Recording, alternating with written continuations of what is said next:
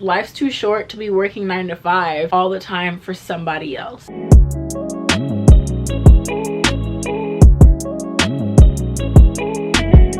Last year, I really made a point of it, especially when the pandemic hit, to read more. I still didn't hit my goal of how many books I wanted to read. I initially wanted to read about a book a month, but I was a little bit behind on that. However, I'm still really proud of how many books I did read last year. I stuck mainly with like self-help books, and there's one book in there that is fiction. I just wanted to show you guys the books that I read last year, tell you how I feel about them, and sort of give you, like, I don't know, my rating on, you know, how I feel about these books.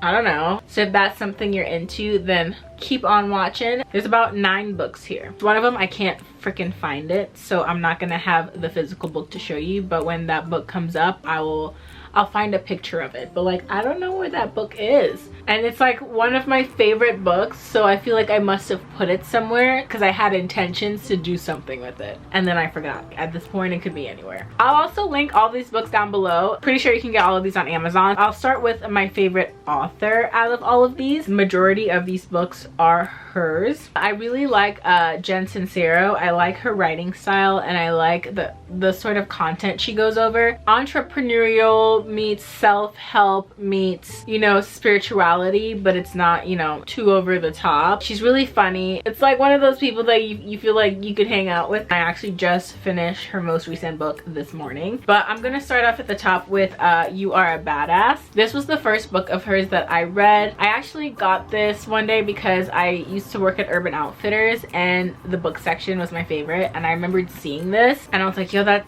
like, the title is just so catchy, and I bought it and I loved it. I got this a couple years ago. I read this a couple years ago, but I actually just reread it. The other book of hers that I read was You Are a Badass at Making Money, and it's this right here. It's the one that I can't find. I really highly recommend it. You know, with the pandemic, everybody was looking for a way to make money and all of that. I became a lot more business minded, and so that book just really was exactly what I needed. And then the one that I just finished today is her most recent book. It's Badass Habits. I really do like this book. This is my theme for 2021 personally. It's just creating better habits for myself and working on my discipline, but it's kind of like a 21-day situation. I read through the entire book, but I do think I'm gonna go back when I'm ready to hone in on the habit and kind of go through it day by day, because it's more of a step-by-step thing. If you're going to read this and you kind of want to go into it and go ahead and do the 21-day thing, just know,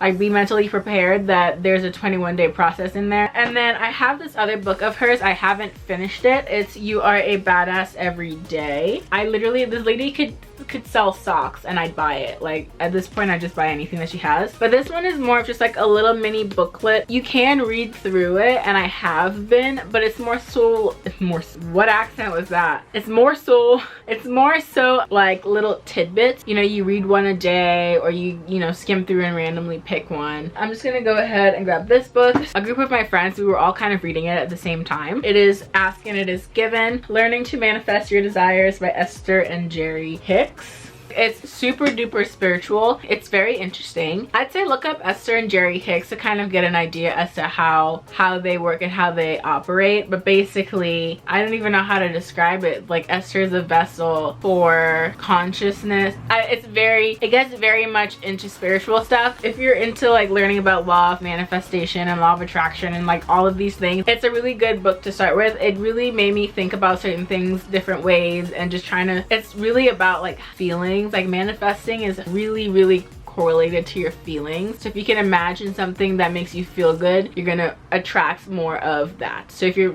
thinking about things that make you feel bad, you're gonna attract more of the feeling. So basically, you know, your feelings, your emotions guide you. Do things that make you happy and that make you feel good. And if you keep doing that, you're gonna keep being surrounded by things that are making you happy and feel good, if that makes sense. Law of attraction. There's just, you know, aspects of it where you're gonna have to, like, whether you believe it or not, you're just gonna have to like go with the flow and and there's like really good messages in here, and I really like this book. It's a lot to digest, and I think this is one of a few of their books. I actually think I read this book I'm about to show you. I think I read this in 2019, so I'm cheating a little bit. This is not a 2020 book, but I really did like this book. It kind of got me on my wave of reading self-help books. The 4-Hour Work Week by Timothy Ferriss. Yeah, I really liked this book. This was like the first self-help, entrepreneur-based, you know, businessy type book that I read. It really made me think differently about a lot of things, especially when I was just starting my marketing business. I was diving into creating my own business, which I've done in the past, but it was just so different than what I have done in the past. This really helped me get into a different mindset, and I really like this book. I have like hella pages like bent in here, and I have to go back and go through because I can't remember. This book was put to use. It basically broke the mentality that you don't have to be stuck at a 9-to-5, and which it's funny because I read this in 2019, and I feel like the message that's in this book is what 2020 forced people to learn. I feel like it allowed people to realize that they could work from home, that they didn't have to work as much as they were working. You know, it's just the way the corporate system's laid out. You're basically just working like a dog, and then but for what, you know? Life's too short to be working 9-to-5 all the time for somebody else, you know what I mean? Like, got me up. That's not what I'm here for. Absolutely not. So yeah. Next book I have here is How to Win Friends and Influence People by Dale Carnegie. I really liked this book as well. There's just a lot of principles in here that if you're really just trying to be in sales, which nowadays everything is sales, like even if you're an influencer, you know, just most things require you being personable. You've got to know how to interact with people, and this book is really good at opening your eyes to certain things and breaking down certain principles and how to, you know, communicate well with people and to do so successfully. I would recommend this book. I enjoyed it. I think I would have to read it again because honestly it was a pretty dense book, so the fact that I can't remember that much means I need to probably go back and read it again. But I did learn some stuff, and I do have like notes and things in here, so it's one of these books, like between these two, these are two books that I kind of used, to me they were like textbooks, so I wrote a lot of things in them, so I need to go back and go through. And also that book is pretty dated also, so you're just gonna have to be aware that a lot of the things that are happening in that book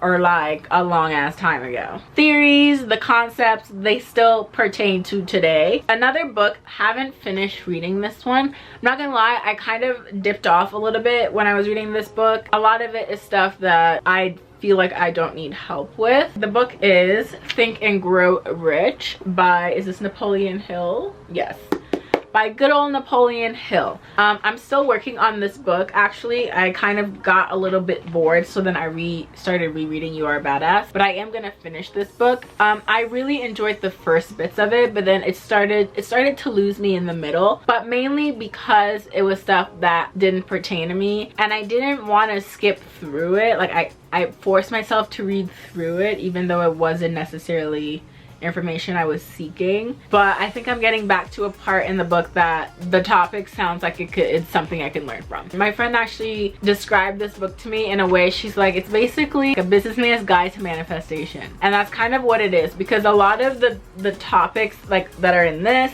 it really correlates to stuff that are like this, or even like this one. There are a lot of topics in here that are very parallel, but this one is put into terms more so for a businessman. And this is also a pretty dated book, so this was done back in the 30s, so like he's actually friends with like Henry Ford, you know what I mean? So it's very dated. Of all of the books, that one has been a little bit harder for me to get through, but I'm gonna get through it. I still would recommend reading it. There's something in there for everyone. I did, you know, each of these books, they may not have like had me the whole way, but I learned something from each of them, so I would recommend reading them. And then I wanted to show you guys the only fiction book that I read. It's called Behind Closed Doors by B.A. Paris, and it's actually really good. I don't want to give too much away. It's about this couple, and then the wife's sister, she's very much dependent on her sister, so it's just it's pretty dark. I liked it. I read that in the middle of quarantine because it was really nice to be in someone else's life. The self-help books make you reflect on your own life. So I was like, I'm gonna read a book about somebody else's problems, and that's what I did, and I actually really enjoyed that book, so I would recommend it. And then this book, I haven't really touched it too much. I've skimmed through it, but I wanted to show you guys this book because I feel like it's an important book. I haven't gone through it all the way. I actually need to sit down and read it myself. It's called The Everything Guide to Investing in Your 20s and 30s, and I actually got this from Urban Outfitters. It's really a textbook. Think about it that way. It's not something you want to sit and like read through. It's kind of like, you know what you want to look up, and you're gonna dive into it. You can go in order, but it's like reading through a textbook. There's a lot of things in here, from stocks to nest eggs to, well, I feel like no one actually taught me these things in school, so now I'm fending for myself out in these streets. There's a pandemonium going outside. We are in a whole Panda Express, and I don't know how to do investing. People are talking about Bitcoin.